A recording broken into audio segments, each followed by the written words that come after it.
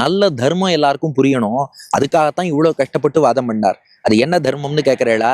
அதுக்குத்தான் சரணாகதி தர்மம்னு பேரு. சரணாகதி என்பதுதான் மிகச்சிறந்த தர்மம். அந்த சரணாகதி நாம் பண்ணணும்னா நமக்கு ஒரு ரகசியம் தெரியணும். இப்போ நம்ம உடம்புல ஒரு அழுக்கு இருக்குன்னா அதை யார் போக்கணும்? நாம தான் போக்கிக்கணும். இப்போ நாம பெருமாளுக்கு உடம்பு சரீரம்னு புரிஞ்சுனுட்டோம்னா நம்மிடம் இருக்கக்கூடிய பாப்பங்கள்ங்கிற அழுக்கை யார் போக்கணும்? நல்லா யோசிச்சு பாருங்க. நம்ம உடம்புல ஒரு அழுக்கு இருக்குன்னா அதை போக்க வேண்டியது நம்ம வேலை.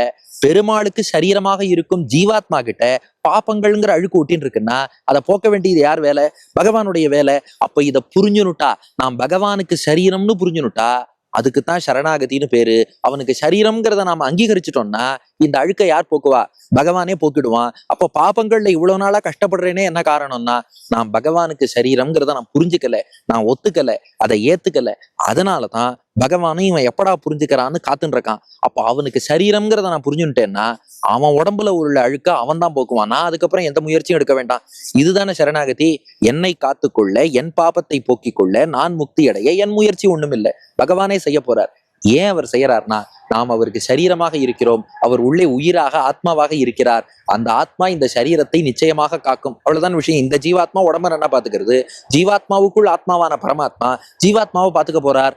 இந்த ரகசியம் புரிஞ்சு நாம சரணாகதி பண்ணணும்னா நமக்கு ரா மெட்டீரியலே பகவான் தாங்கிறது புரியணும்.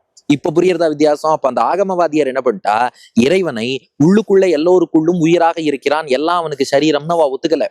இறைவன் தனியா எங்கேயோ கிரியேட்டர்னு ஒருத்தர் இருக்கார் சார், ரா மெட்டீரியல் தனியா இருக்குன்ட்டா. அப்ப அந்த கிரியேட்டர் ரா மெட்டீரியலை காக்க வேண்டும்ங்கிற அவசியமே கிடையாது.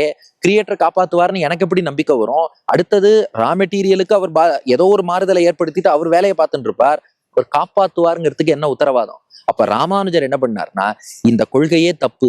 பகவான் ஒவ்வொரு பொருளுக்குள்ளும் இருக்கிறான், எல்லாமே அவனுடைய சரீரம். அப்போ எல்லாத்துக்குள்ளயும் அவன் இருக்கிறதுனால ரா மெட்டீரியலும் அவரேன்னு சொல்லலாம், அவர்தான் இயக்குவதால் படைப்பாளியும் அவரேன்னு சொல்லலாம். இப்படி ரெண்டாவும் இருந்து தன் உடலாக எல்லாத்தையும் வச்சுட்டு இருக்காருனா அப்ப உடலுக்கு ஒரு கஷ்டம்னா உள்ளிருக்கும் உயிர் பார்த்துட்டு இருக்காது இல்லையா? அவன் நிச்சயம் காப்பான். இந்த புண்ணியம், இந்த தர்மம், சரணாகதி தர்மம் மிக்க புண்ணியனே, மிகச்சிறந்த தர்மம்.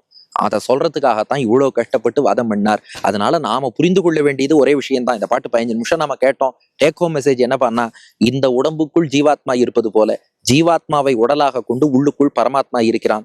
இந்த உடம்புல அழுக்கு இருக்குன்னா அதை நாம போக்கிட போறோம். இந்த ஜீவாத்மா கிட்ட பாபம்ங்கிற அழுக்கு இருக்குன்னா அதை போக்க வேண்டியது பகவான் பொறுப்பு. நாம கவலையே பட வேண்டாம். இந்த ரகசியத்தை உள்ளே வைத்தார் ராமானுஜர்.